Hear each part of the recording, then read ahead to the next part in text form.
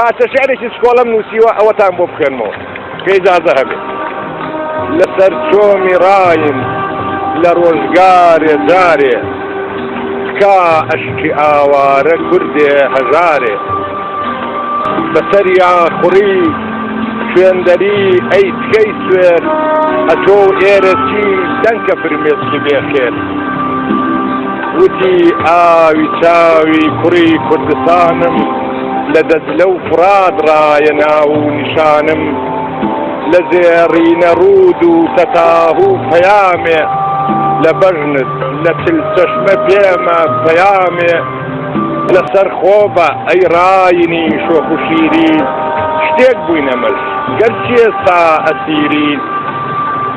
چ کەڵوە و چ سیروان و ئاوێژە ڕۆیە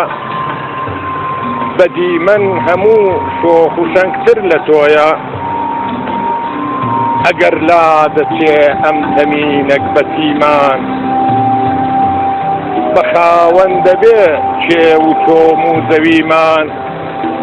لە دڕچینەیاران بژارێکی دەکرێ هەزارانی وەک تۆ شاباشی دەدرێ